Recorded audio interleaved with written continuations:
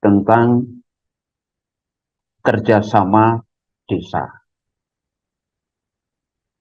Dalam judul saya muat kerjasama desa, sebagaimana judul Peraturan Menteri Dalam Negeri nomor 96 tahun 2017. Dalam pembahasan ini kita akan melakukannya untuk dua sesi. Pada bagian pertama kali ini kita lebih fokus pada badan kerjasama antar desa. Untuk bagian kedua nanti kita akan fokus pada kerjasama desa dengan pihak ketiga.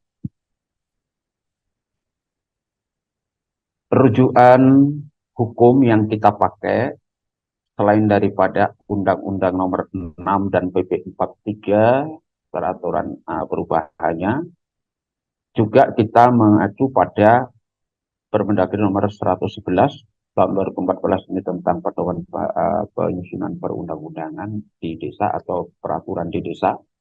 Lalu fokus kita ini akan membedah pada Permendagri Nomor 96 tahun 2017 ini tentang tata cara kerjasama desa.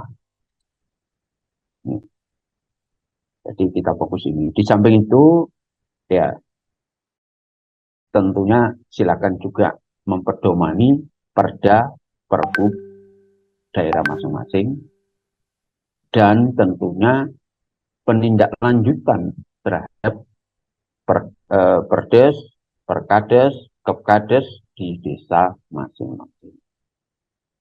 Nah, untuk regulasi yang di tingkat desa, setidaknya yang harus dimiliki oleh desa terkait dengan bagaimana kita bisa melakukan kerjasama, baik itu antar desa maupun dengan pihak ketiga, maka setidaknya kita punya perdes tentang kewenangan desa, SOTK, LKD, lalu kerjasama desa.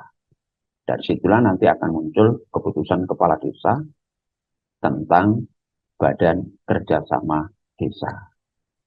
Tuh. Ini rujukannya. Saudara sekalian, apa tuh sebenarnya kerjasama desa itu?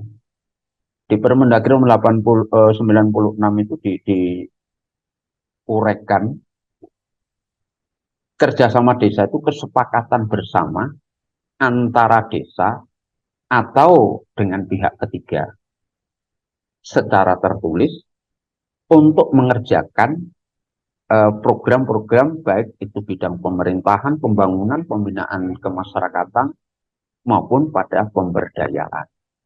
Jadi semua bidang. Karena bidang yang ada di kegiatan anggaran di desa itu ya ada 4 itu ditambah 1 adalah keadaan darurat ini. Nah, tentunya yang bisa dikerjasamakan itu adalah yang memiliki potensi dan menjadi kewenangan desa. Jangan lupa memiliki potensi dan menjadi kewenangan desa terhadap sektor atau bidang yang bukan kewenangan desa, maka tidaklah bisa dikerjasamakan. Gitu. Nah, sedangkan terkait dengan pihak ketiga itu adalah yang ada keterkaitan apa? Menimbulkan di mana ada kewenangan, misalnya sebuah perusahaan atau pihak ketiga itu ada di wilayah desa. Maka desa itu sebenarnya punya kewenangan sebagian atas bagaimana dinamika apa itu pihak ketiga atau usaha-usaha yang dilakukan oleh pihak ketiga tersebut. Karena mereka melakukan kegiatan usaha itu ada di wilayah desa tersebut, gitu. Yang tentunya kerjasama ini akan menimbulkan kewajiban, hak pada kedua belah pihak atau para pihak. Bahasa hukumnya itu para pihak gitu.